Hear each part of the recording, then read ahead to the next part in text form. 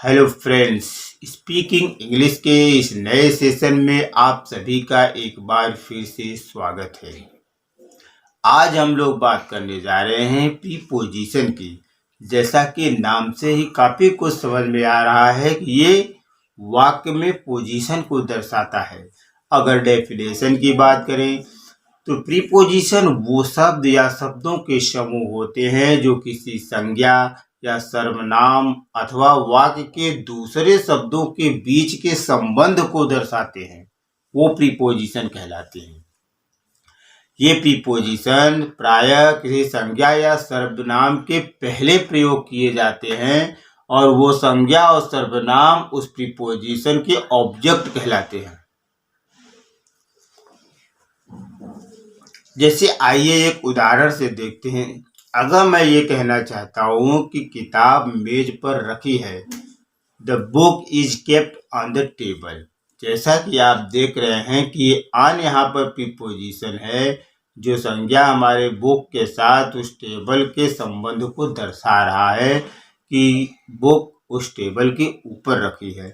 लेकिन अगर मैं ये कह दूँ कि the book is kept under the table, तो वही चीज अंडर ये दर्शा रहा है कि बुक टेबल के नीचे रखी है।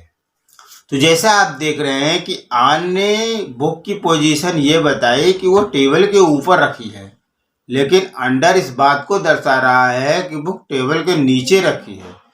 तो ऐसे ही जो है पोजीशन को बताने के लिए, अलग अलग पोजीशन को दर्शाने के लिए हमें अलग अलग प्रीपोजिशन की आवश्यकता है। कई प्रीपोजिशन है जिन्हें हमें अच्छे से याद करना होगा, उनके स्ट्रक्चर को समझना होगा, उन्हें डेली लाइफ में उपयोग करते हुए प्रैक्टिस करना होगा ताकि जो है कोई मिस्टेक ना हो। तो आज हम सबसे पहले जिस प्रीपोजिशन की बात करने जा रहे हैं वो है ऑन, ON, ऑन, जिसका मेनली 3 प्रयोग होता है। एक पर या ऊपर के लिए, दूसरा डे और डेट के लिए और तीसरा दिशा के लिए। आइए एक एक उदाहरण से देखते हैं, तब समझ में आएगा। जैसा आपने देख ही लिया, the book is kept on the table, यहाँ पर ऊपर दर्शाने के लिए ऑन का प्रयोग किया जाता है। इस तरह से सेंटेंस में जब भी पर या ऊपर के लिए कोई चीज दर्शानी होगी तो हमें ऑन का प्रयोग करना पड़ेगा। जैसे मान लीजिए कि मैं कहना चाहता हूँ कि वो टेरिस पर टहल रहा है, he is walking on the terrace. तो यहाँ पे देखिए ऊपर को दर्शाने के लिए हमने ऑन का प्रयोग किया।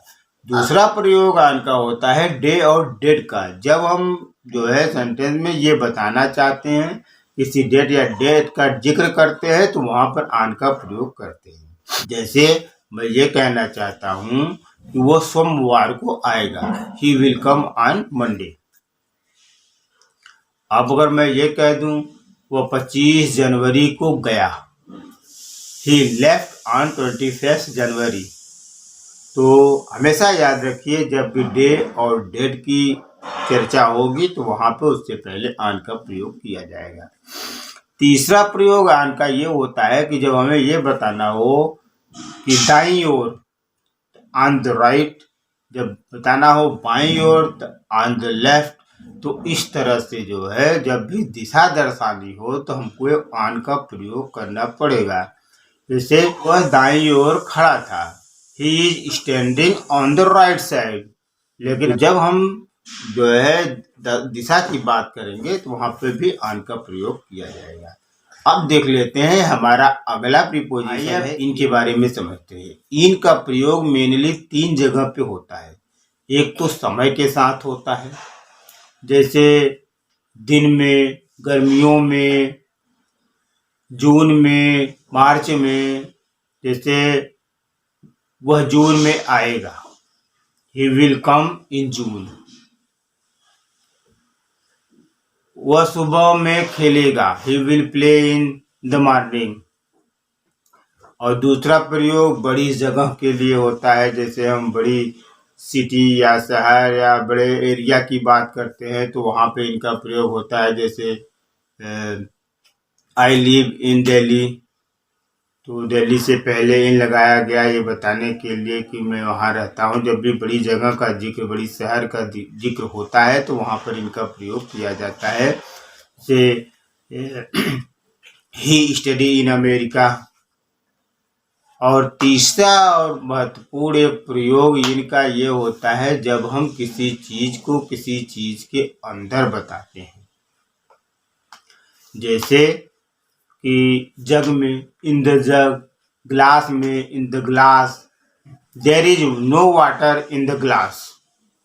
तो यहाँ पर ग्लास के अंदर की पोजीशन बताने के लिए हम इनका प्रयोग कर रहे हैं कि ग्लास में पानी नहीं है।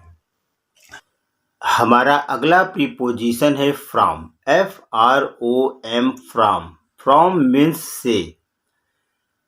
जब किसी समय के साथ से का प्रयोग हो, किसी जो है स्थान के साथ से का प्रयोग हो, या फिर किसी स्रोत के साथ से का प्रयोग हो, तो हम वहाँ पे फ्रॉम का प्रयोग करते हैं। आइए इसे उदाहरण से देखते हैं तो अच्छा समझ में आएगा। पहले हम बात कर लेते हैं किसी जो है स्थान के साथ से, जैसे अमेरिका से, फ्रॉम अमेरिका, दिल्ली से, फ्रॉम। अगर वाक्य प्रयोग में अगर हम ये कहना चाहें कि जो है वह देहरादून से आ रहा है, तो he is coming from Dehradun. वह पार्क से आ रहा है, he is coming from park. तो जैसा आपने देखा कि स्थान के साथ से का ऐसे स्थान पे फ्रॉम का प्रयोग करते हैं। आइए अब देख लेते हैं समय के साथ। जैसे मान लीजिए मैं ये कहना चाहता हूँ कि वह सुबह से आएगा, तो he will come from morning. या वह कल से काम करेगा, he will work from tomorrow. तो जैसा आपने देखा जब समय के साथ से हो तो वहाँ पर भी हम फ्रॉम का प्रयोग करते हैं। तीसरा और सबसे उपयोगी प्रयोग इसका जो होता है वो होता है फ्रॉम का प्रयोग किसी जो है स्रोत के लिए। जैसे मैं ये कहना चाहता हूँ कि मैंने ये इस बुक से लिखा, तो हमको कहना पड़ेगा कि I wrote this from this book. मतलब यहाँ जो है बुक मेरा स्रोत है कि मैंने जो है इस बुक से ये चीज लिखा। अब हमारा अगला जो प्रीपोजिशन है वो है सिंस। सिंस का प्रयोग बहुत ध्यान से सुनिएगा। जब वाक्य में समय के साथ रहा है, रही है, रहे हैं, इस तरह के वाक्य होते हैं तो वहाँ पे सिंस का प्रयोग किया जाता है। और जब किसी समय से रहा है, रही की बात होती है तो वो point of time, fix time की बात होती है। जैसे कि सुबह से, सिंस मॉर्निंग, शाम से, सिंस इवनिंग, बचपन से, सिंस चाइल्डहुड, जनवरी से, सिंस जनवरी, सोमवार से, सिंस मंडे। तो आइए इसका एक प्रयोग देखते हैं। जैसे मैं ये कहना चाहता हूँ कि वह सुबह से काम कर रहा है। अब देखिए यहाँ पे सुबह एक पर्टिकुलर समय हो गया जिसके साथ से लगा है, तो ऐसी जगह पे और लास्ट में रहा है, रही है, तो ऐसे सेंटेंस में हमको सिंस का प्रयोग करना पड़ेगा।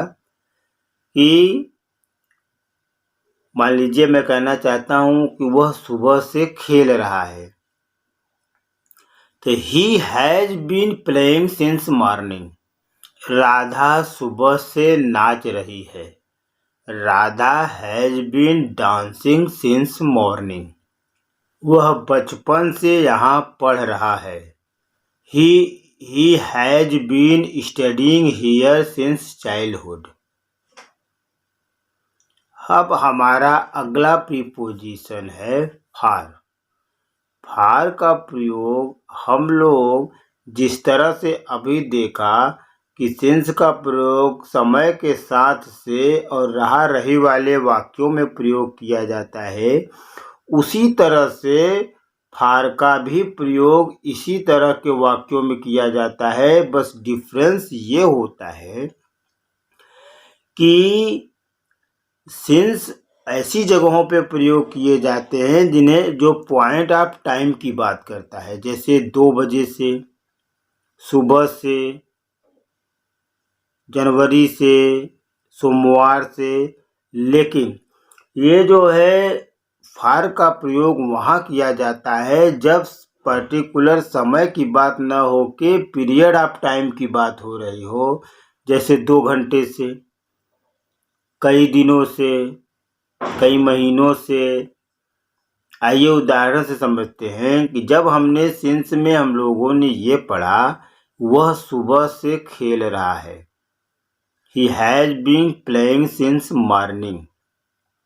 तो यहाँ पर सुबह एक निश्चित समय की बात हो रही है, लेकिन जब हमें ये कहना हो कि वह 2 घंटे से खेल रहा है, अब ये 2 घंटे जो होते हैं ये जो है 24 घंटे का कोई भी 2 घंटा हो सकता है। ये नहीं समझ में आ रहा है कि वो 2 घंटे कब की बात हो रही है। ये आप तब समझेंगे कहने वाला जिस समय आपसे बात कर रहा होगा कि वह 2 घंटे से खेल रहा है, तो आप उस समय के सिचुएशन से समझेंगे कि अभी से 2 घंटा पहले से वो खेल रहा है। अब वो कोई भी टाइम हो सकता है, सुबह का हो सकता है, दोपहर का, शाम का, या 24 घंटे का कोई भी समय हो सकता है। बस आपको ये समझना होता है कि बताने वाला अगर मुझसे अभी ये कह रहा है कि 2 घंटे से वह खेल रहा है, तो इसका तात्पर्य यह है कि अभी के समय के 2 घंटे पहले से वो खेल रहा है।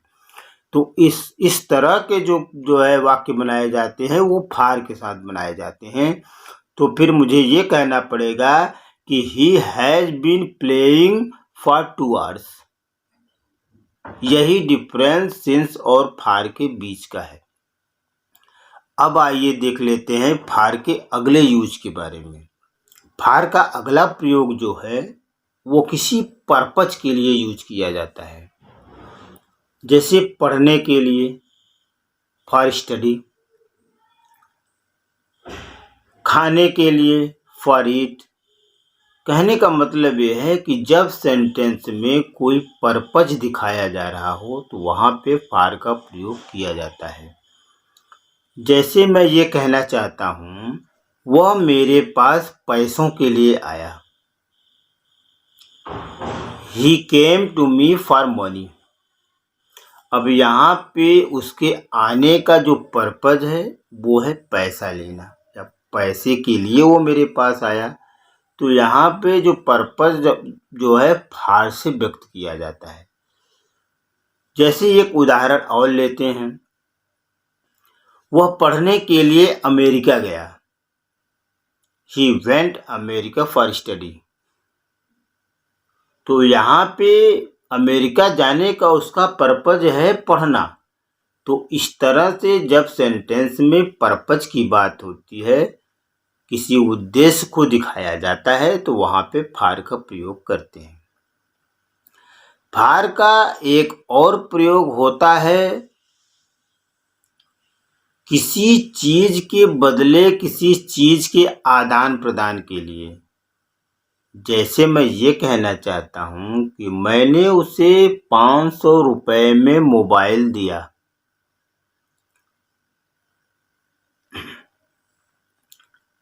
फार का अगला प्रयोग जो होता है वो होता है किसी चीज के बदले किसी चीज का आदान प्रदान। जैसे मैं ये कहना चाहता हूँ कि मैंने 800 रुपए में उसे मोबाइल दिया।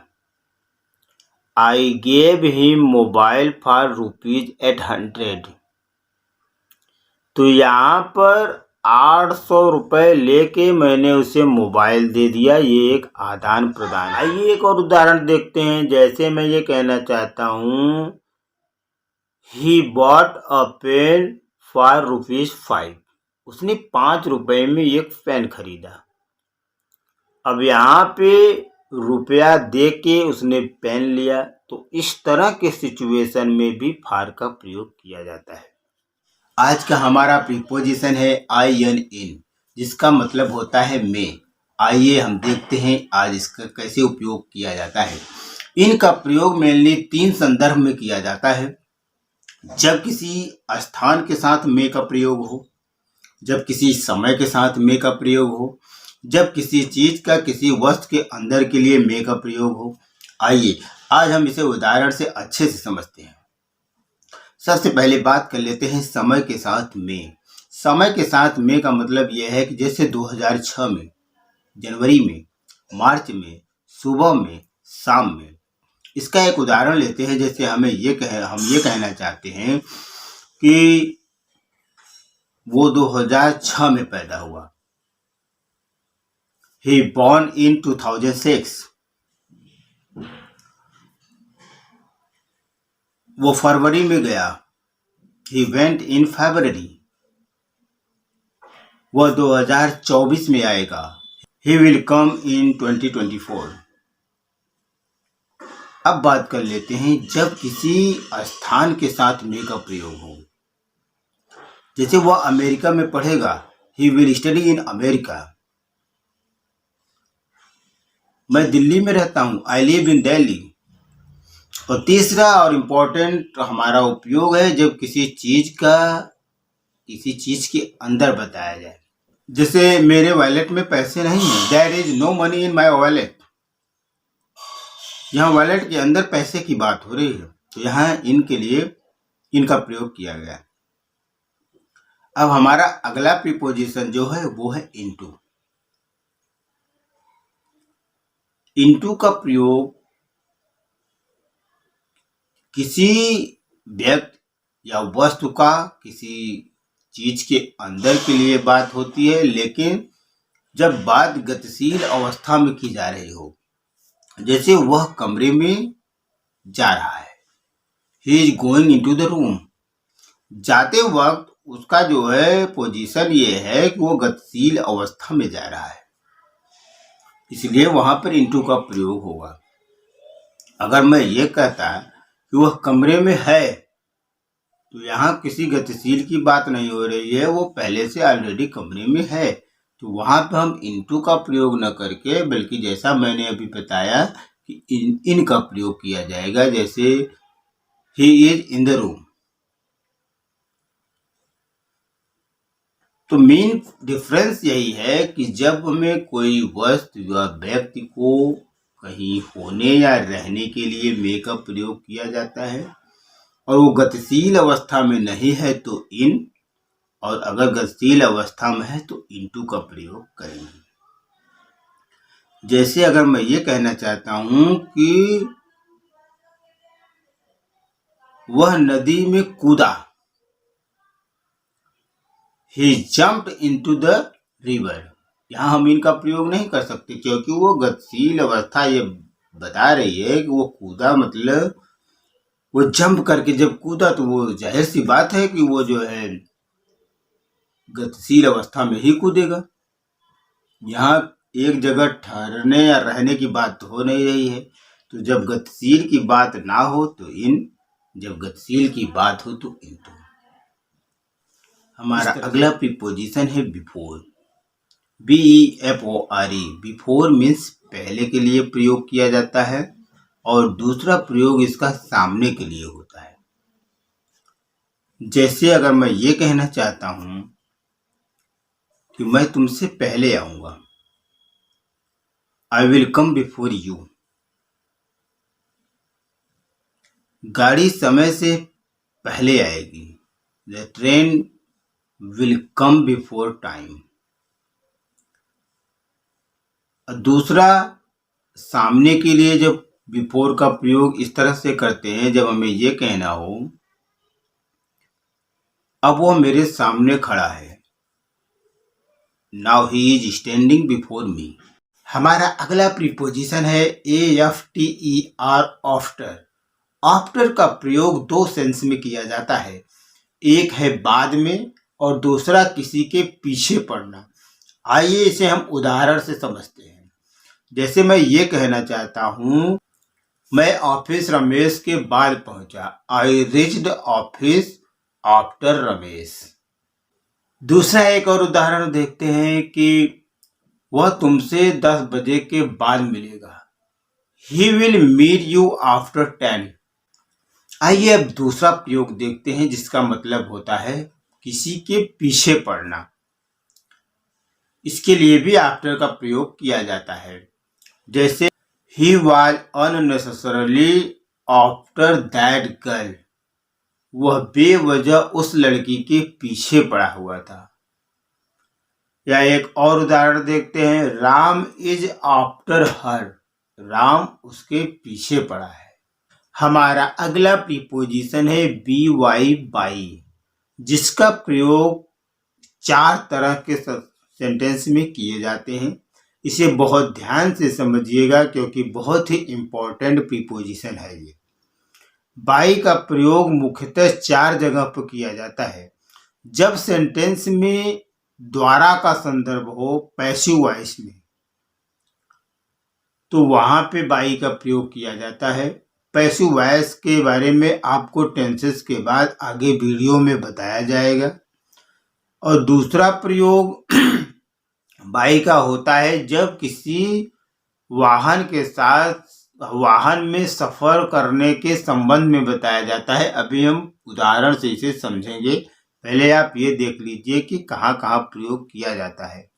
और तीसरा प्रयोग होता है जब सेंटेंस में प्रेजेंट इंडेफिनिट टेंस में जब समय के साथ तक का प्रयोग हो। ध्यान दीजिएगा, इसका प्रयोग केवल प्रेजेंट इंडेफिनिट टेंस में होता है और जब समय के साथ तक का प्रयोग हो, जैसे वह सुबह तक यह काम पूरा कर लेगा। और चौथा हमारा प्रयोग है कि बाई का प्रयोग बगल में के लिए होता है।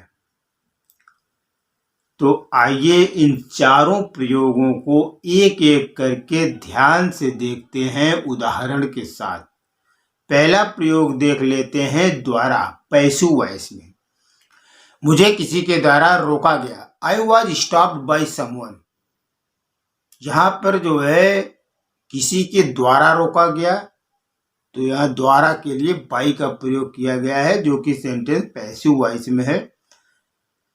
और एक और देखते हैं, he can be sent by his man. वह अपनी मैन के द्वारा भेजा गया।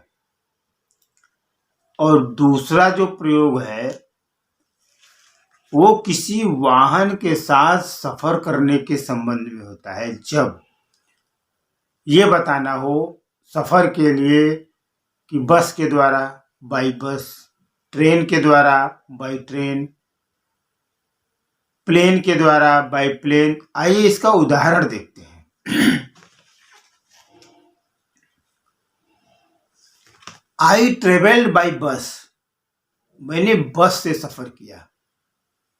Radha is coming by Noon flight. Radha दोपहर की फ्लाइट से आ रही है। अब देखते हैं हमारा तीसरा प्रयोग जो प्रेजेंट इंडेफिनिट में समय के साथ तक के लिए प्रयोग किया जाता है। जैसे वह सोमवार तक आएगा। He will come by Monday. वह सुबह से काम पर आएगा। He will come on duty by morning. Ram 2 बजे तक घर पहुंचेगा। Ram will reach home by 2 o'clock। अब इसका आखिरी और सबसे महत्वपूर्ण प्रयोग देखते हैं बगल में के लिए। जब सेंटेंस में बगल के लिए आई वॉज स्टैंडिंग बाय हिम, मैं उसके बगल में खड़ा था। ही वॉज स्टैंडिंग बाय हर, वह उसके बगल में खड़ा था। कहने का सेंस ये है कि बगल में के लिए जब प्रयोग किया जाता है, कहने का अर्थ यह है कि जब सेंटेंस में बगल में आता है तो उसके लिए हम बाई का प्रयोग करते हैं। लेकिन मैं आपको ये बता दूं कि यहाँ पर कि बगल में के लिए बाई के अलावा भी और भी वर्ड यूज किए जा सकते हैं, जैसे कि बाई की जगह हम बिसाइड का भी प्रयोग कर सकते हैं, BSID। और एक और है next to, NEXTTO, next to का भी प्रयोग हम बगल के लिए कर सकते हैं। और एक होता है एजासेंट, ADJACMENT, एजासेंट भी हम लोग प्रयोग करते हैं बगल में के लिए। जैसे अभी आपने एक सेंटेंस देखा कि आई वॉज स्टैंडिंग बाय हिम, तो इसका प्रयोग हम लोग ऐसे भी कर सकते हैं, I was standing beside him, या फिर इस तरह से कर सकते हैं, I was standing next to him, या फिर इस तरह से भी कर सकते हैं, I was standing adjacent him. तो कहने का अर्थ ये है कि हम जहाँ कहीं भी बगल में बाई का प्रयोग करते हैं वहाँ पर बिसाइड, नेक्स्ट टू और एडजेसेंट का भी प्रयोग कर सकते हैं। अगला हमारा प्रीपोजिशन है बिटवीन, एमोंग और एमोंगस्ट। इन तीनों को हम एक साथ कंपैरेटिव एक साथ पढ़ने का प्रयास करेंगे तो वो अच्छे से समझ में आएगा और भूलेगा भी नहीं। सबसे पहले बात करते हैं बिटवीन की। बिटवीन का प्रयोग वहाँ किया जाता है जब किसी सेंटेंस में दो लोगों के बीच की बात हो रही हो। जैसे he is sitting between Ram and Sita, वह राम और सीता के बीच में बैठा है। इसे ध्यान से समझिए, यहाँ उसके बैठने की जो बात हो रही है वह दो लोगों के बीच में हो रही है, राम और सीता। अगर दो से अधिक लोग हैं तो वहाँ पर एमोंग का प्रयोग होगा, लेकिन ये पता होना चाहिए कि कितने लोग हैं। लेकिन अगर बहुत ज़्यादा लोग हैं जिनका जिक्र सेंटेंस में नहीं हुआ है कि कितने लोग हैं, तो वहाँ पर एमोंगस्ट का प्रयोग होगा। देखिए और उदाहरण लेते हैं, तब बात अच्छे से समझ में आएगी। The pen is lying between two computers. Pen दो कंप्यूटर्स के बीच में पड़ा है, तो दो कंप्यूटर के बीच में हो रहा है, इसलिए यहाँ पर बिटवीन की बात हो रही है। लेकिन अगर मैं ये कहूँ कि Ram is amongst 20 people, Ram 20 लोगों के बीच में है। देखिए यहाँ पर दो लोगों से ज़्यादा लोग हैं, और जितने भी लोग हैं उनकी काउंटिंग की बात हुई है कि हाँ इतने, और जितने भी लोग हैं वो वाक्य में बताया गया है कि 20 लोग हैं, तो यहाँ पर हम एमंग का प्रयोग करेंगे। लेकिन अगर यही चीज इस तरह होता कि Ram is amongst in a crowd,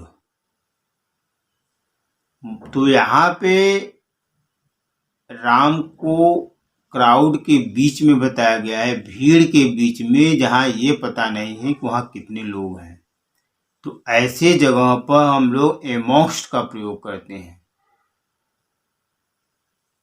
जैसा हम लोगों ने देखा, जब दो लोगों के बीच की बात हो तो बिटवीन, दो से अधिक लोगों की बात हो लेकिन ये बताया गया हो कि कितने लोग हैं तो एमंग, और जब ऐसे लोग, इतने लोग हों जिनको यह बताया न गया हो कि कितने हैं लेकिन ज़्यादा लोग हैं, तो एमंगस्ट। हमारा अगला प्रीपोजिशन है अंडर, बीनीथ और अंडरनीथ। इन तीनों को हम लोग एक साथ देखेंगे क्योंकि इन तीनों का ही मतलब होता है नीचे। नीचे का सेंस ये है कि अगर मैं ये कहना चाहता हूं कि बिल्ली टेबल के नीचे है, मोबाइल तकिए के नीचे है, तो इस तरह के जो नीचे के सेंस आ रहे हैं इनके लिए हम इन तीनों का ही प्रयोग करते हैं। लेकिन इनमें थोड़ा सा डिफरेंस है। जब मैं ये कहता हूं कि the cat is sitting under the table, तो यहाँ पर अंडर ही लगाया जा सकता है, क्योंकि जब कोई चीज किसी चीज के नीचे बताई जा रही हो और उसका सरफेस उसे टच न कर रहा हो, तब तो हम अंडर का प्रयोग करते हैं। लेकिन दूसरा सेंटेंस अगर आपने गौर किया हो तो मैंने ये कहा कि मोबाइल तकिए के नीचे है, तो जाहिर सी बात है कि मोबाइल तकिए से टच है, तो ऐसी जगहों पे हम बीनीथ या अंडरनीथ का प्रयोग करते हैं। कहने का मतलब ये है कि जब भी कोई चीज नीचे की दिशा में बताई जाए लेकिन उसका सरफेस उसे टच ना कर रहा हो, तब तो हम वहां पर अंडर का प्रयोग करेंगे। लेकिन अगर टच कर रहा है तो हम बीनीथ या अंडरनीथ का प्रयोग करेंगे। जैसे he is sitting under the tree, यहाँ बात हो रही है कि वो ट्री के नीचे बैठा है, लेकिन उसकी जो शाखाएं हैं, जो ब्रांचेस हैं, उसे टच नहीं कर रही हैं, तो यहाँ पर अंडर बढ़िया रहेगा। My mobile is underneath your book, मेरा मोबाइल आपके बुक के नीचे है, तो यहाँ पर हम अंडरनीथ या बीनीथ का ही प्रयोग कर सकते हैं, यहाँ पर अंडर नहीं लग सकता। तो कहने का सेंस ये है कि जो है ये तीनों ही नीचे के लिए ही प्रयोग होते हैं। बस ध्यान देने वाली बात यह है कि जो है अगर नीचे जो चीज है वो उसे टच कर रही है, तब तो जो है बीनीथ या अंडरनीथ लगेगा, लेकिन टच नहीं कर रही है तो अंडर का प्रयोग किया जाएगा। अब बात करते हैं टू और टूवर्ड्स की। इन दोनों को हम साथ में इसलिए पढ़ रहे हैं क्योंकि इन दोनों में एक सिमिलरिटी भी है। टू की जब बात होती है तो वो पर्टिकुलर जगह की बात करता है। जैसे he is going to school, मतलब वह स्कूल जा रहा है, तो स्कूल से पहले टू लगाने का यही सेंस है कि वो पर्टिकुलर स्कूल की ही बात कर रहा है कि वो स्कूल जा रहा है। जैसे he is going to America, वो अमेरिका जा रहा है। लेकिन अगर ये कहना हो कि वह स्कूल की तरफ जा रहा है तो he is going towards school. कहने का सेंस ये है कि जब टू लगाने का मतलब ये प्रदर्शित करता है कि वह स्कूल ही जा रहा है, पर्टिकुलर एक स्थान की बात हो रही है कि वहां जा रहा है।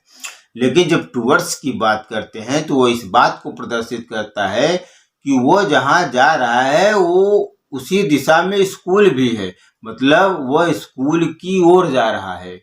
He is going towards school, मतलब वो स्कूल की दिशा में जा रहा है, लेकिन ये कतई जरूरी नहीं है कि वो स्कूल जाएगा। वो उससे पहले भी किसी से मिलने जा सकता है, या हो सकता है उसके आगे कोई उसका फ्रेंड या कोई रिलेटिव रहता हो, या किसी से मिलने जा रहा हो। कहने का सेंस ये है कि वह उस तरफ स्कूल की तरफ जा रहा है, लेकिन वह किधर जाएगा ये पता नहीं है। तो अगर ये कहना हो कि वह स्कूल जा रहा है तो he is going to school, लेकिन अगर ये कहना हो कि वह स्कूल की तरफ जा रहा है तो he is going towards school. अब बात कर लेते हैं प्रीपोजिशन अगेंस्ट की। अगेंस्ट का मतलब ये होता है कि विरोध में, किसी के विरोध में। तो जैसे मान लीजिए मैं ये कहना चाहता हूं, why is Sita against you, Sita तुम्हारे विरोध में क्यों है। Why are you against me, तुम मेरे विरोध में क्यों हो। मतलब जब भी विरोध का भाव हो तो वहां पे हम अगेंस्ट का प्रयोग करते हैं। अगला प्रीपोजिशन है अबाउट। अबाउट का मतलब है बारे में। जब किसी वस्तु या व्यक्ति के बारे में कोई जो है सेंटेंस में कोई बात कहनी हो तो वहां पे हमें अबाउट का प्रयोग करना चाहिए। जैसे एक उदाहरण लेते हैं कि he is talking about me, वह मेरे बारे में बात कर रहा है। टेल मी अबाउट हिम, उसके बारे में मुझे बताओ। तो इस तरह से सेंटेंस में जब बारे में का उपयोग होता है तो वहां हम अबाउट का प्रयोग करते हैं। OVER, इसका प्रयोग ऊपर के लिए होता है, लेकिन इसके सेंस को समझने का प्रयास करिए। There is a bridge over the river, कहने का मतलब यह है कि नदी के ऊपर एक ब्रिज है। तो इस तरह से जब किसी चीज के ऊपर कोई चीज प्रदर्शित किया जा रहा हो जो कि एक दूसरे को टच न कर रहे हो तो वहां पे हम ओवर का प्रयोग करते हैं। A quick brown fox jumps over the lazy dogs, तो ओवर का मतलब है, मतलब एक चालाक लोमड़ी आलसी कुत्तों के ऊपर से कूदी। तो अब जो है कुत्ते के ऊपर से बिना टच करते हुए जब लोमड़ी कूदी, तो ऐसी जगहों के लिए हम ओवर का प्रयोग करते हैं। आइए अब देख लेते हैं, हमारा अगला प्रीपोजिशन है विदिन। विदिन का मतलब होता है के अंदर। जैसे उदाहरण के लिए समझिए, मैं ये कहना चाहता हूं कि वह 5 दिन के अंदर आएगा। He will come within 5 days। तो विदिन यहाँ के अंदर को प्रदर्शित कर रहा है, तो ऐसी जगहों के लिए हमें विदिन का प्रयोग करना चाहिए। जैसे एक और उदाहरण लेते हैं, Ram is going within 2 days। Ram 2 दिन में जा रहा है। अब बात कर लेते हैं विदाउट। विदाउट का प्रयोग बिना के सेंस में होता है। जैसे कि मान लीजिए मैं ये कहना चाहता हूं, मैं तुम्हारे बिना नहीं रह सकता। I can't live without you. तो बिना, यहाँ पे बिना के लिए विदाउट का प्रयोग किया जाता है। तो जैसे कि I like T without sugar. मैं बिना चीनी की चाय पसंद करता हूँ। तो इस तरह के बिना के लिए हम विदाउट का प्रयोग करते हैं। अगो, अगो मीन्स पहले। जब हमको सेंटेंस में किसी समय के बारे में पहले बताया जाए, तो हम वहां अगो का प्रयोग करते हैं। ही केम 2 years अगो। वह 2 साल पहले आया। I had done this work 5 years अगो। मैंने यह काम 5 साल पहले कर लिया था।